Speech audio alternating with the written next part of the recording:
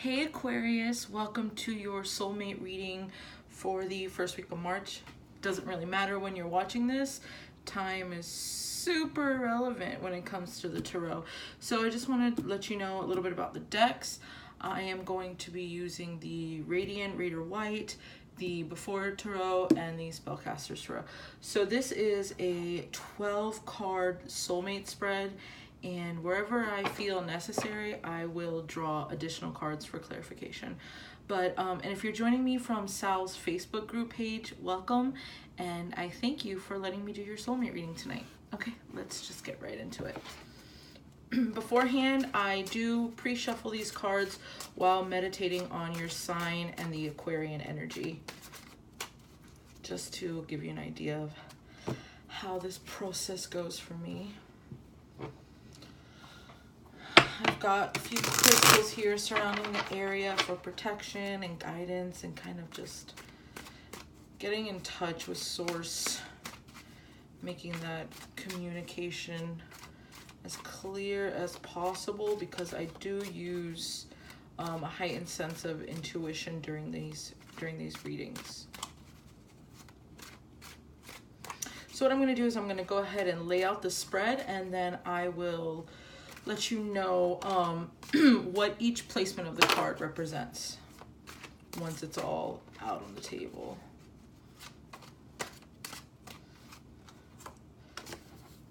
And for the sake of the reading, the soulmate reading, all cards will be upright.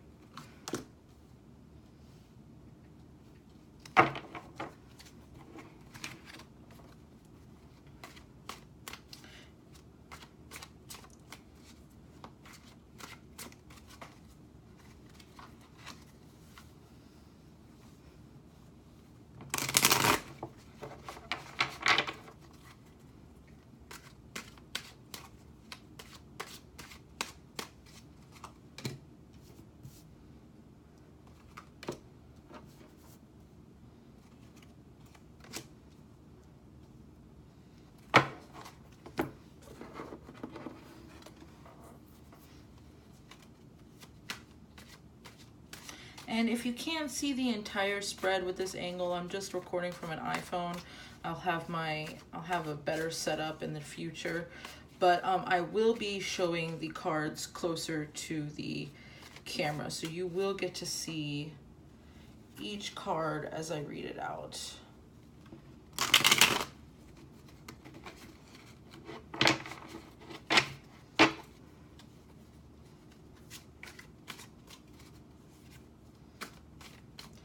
Again, this is a 12 card spread, so pretty thorough.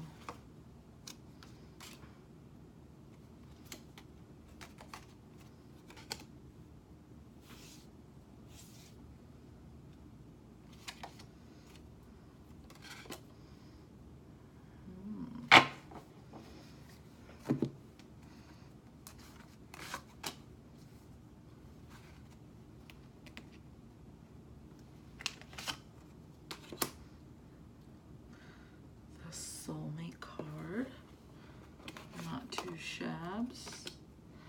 Okay, let me scoot this over and try to get as much in the frame as possible. These are kind of separate. Okay, so the first card is going to be the card that describes your soulmate in this lifetime.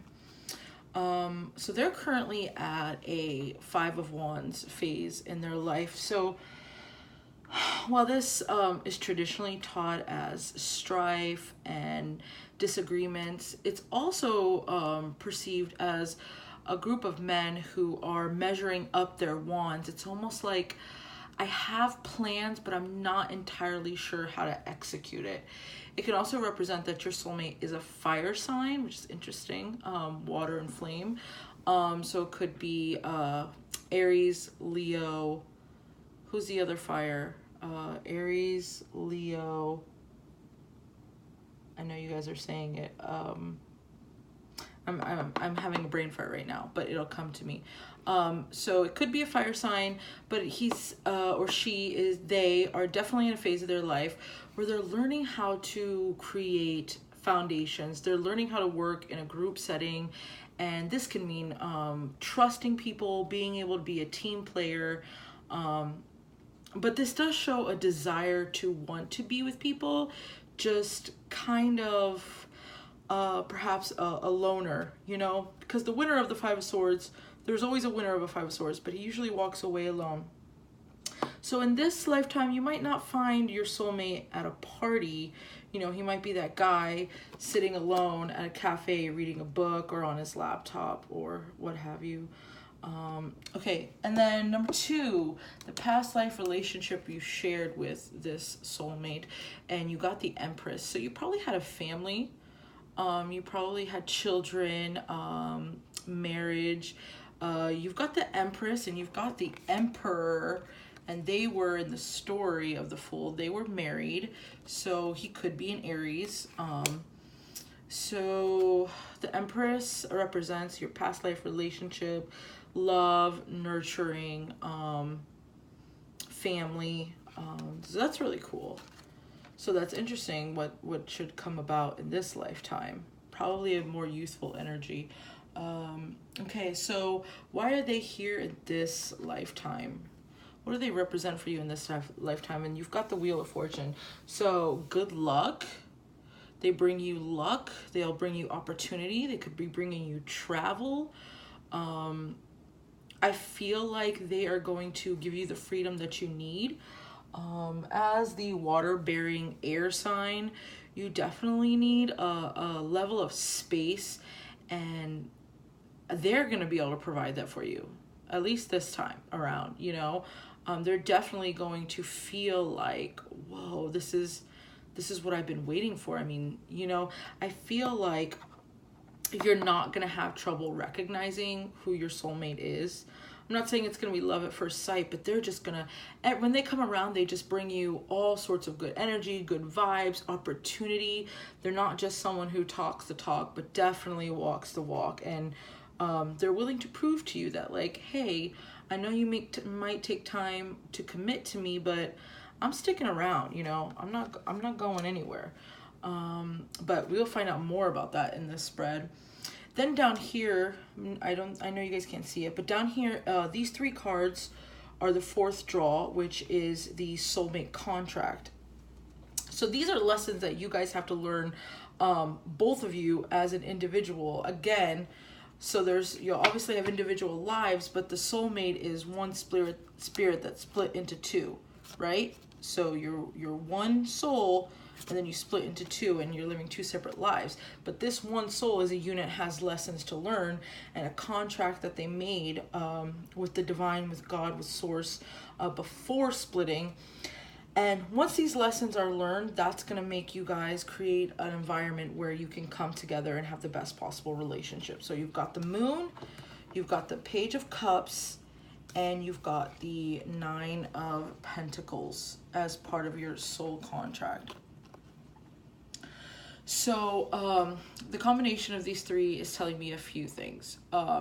With the Moon, I feel like you're going to have, you may be in the karmic cycle of your life where you're dealing with anxiety, or anxiety is a part of your life. It could be, I feel like it's a hidden anxiety.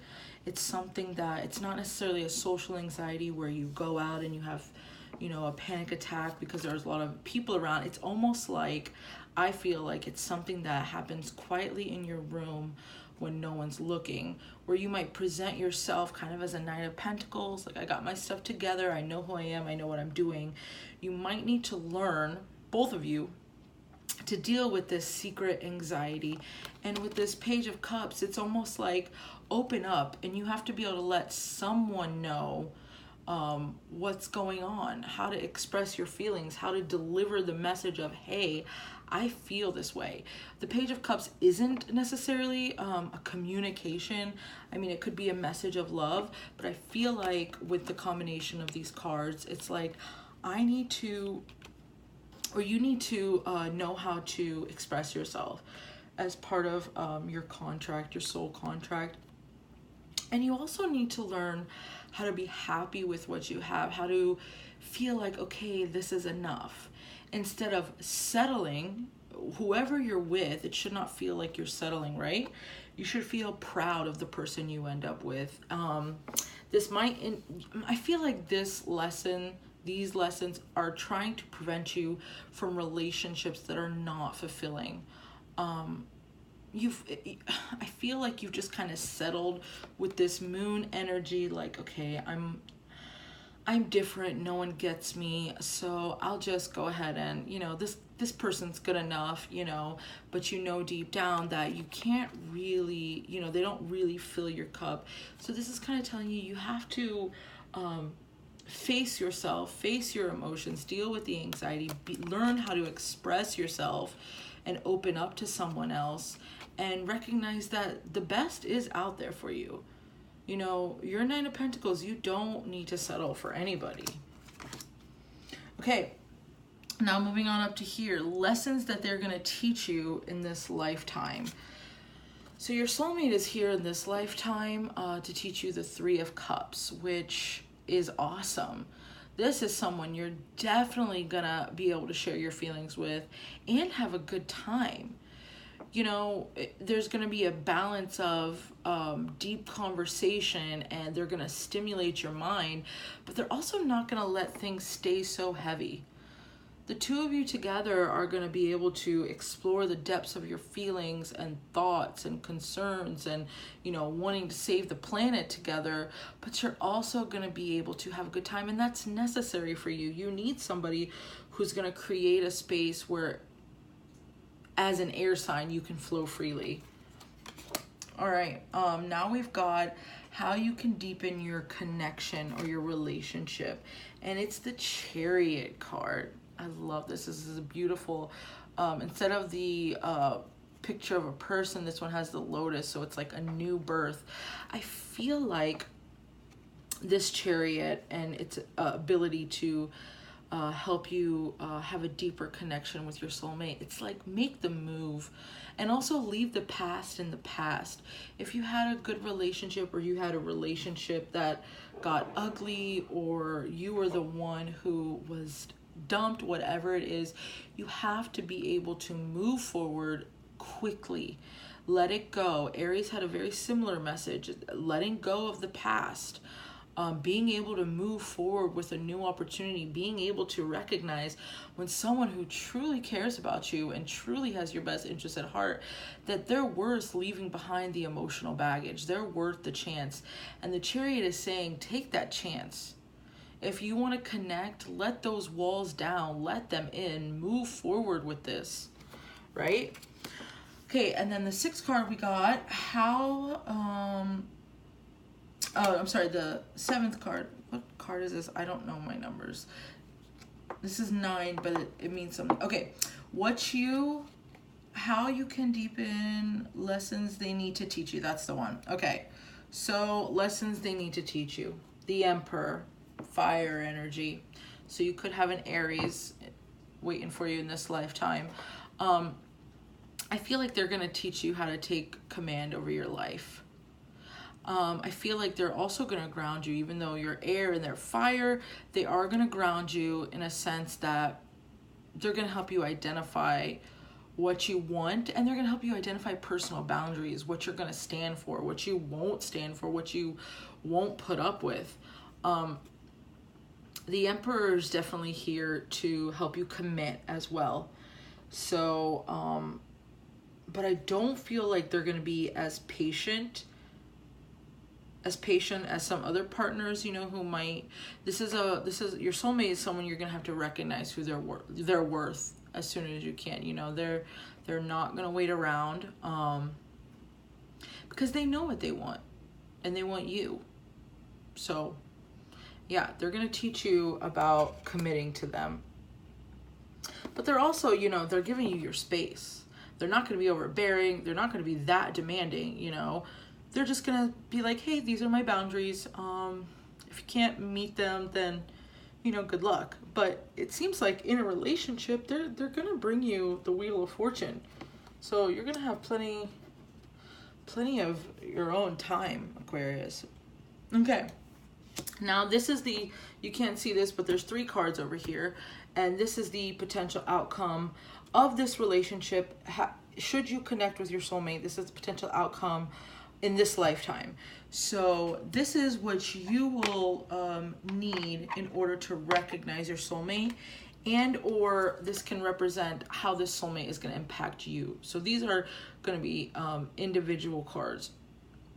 One's for you, one's for them, and one's for the collective. Okay, so you are going to tap into your intuition, right?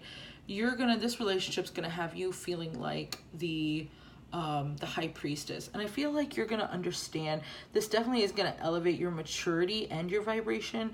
You're going to understand more about the right and wrong in life. You're going to develop your morals, your beliefs. This is someone who's going to really challenge the depths of your ideas and your values. And it's going to have you asking questions about yourself that you wouldn't have otherwise.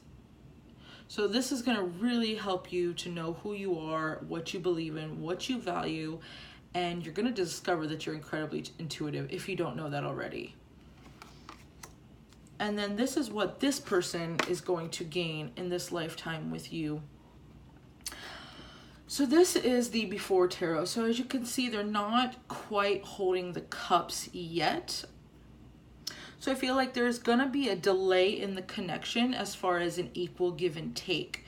You two will recognize, and they will certainly recognize the relationship between you two and its value, but there might be a little bit of a delay in commitment between you two. You're not quite pouring into each other's cups in this photo. So I feel like this is going to be a relationship with a lot of activity, right?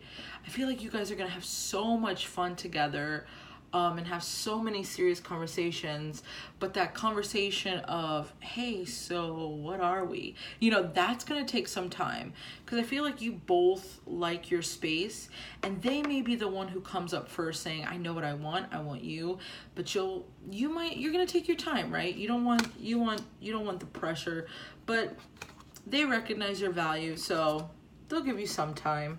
But remember, they do have this Aries energy, so it won't be forever.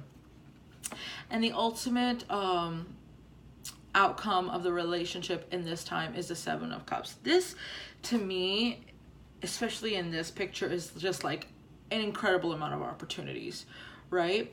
So, and a emotional connection. Like you two are going to reach emotional peaks together.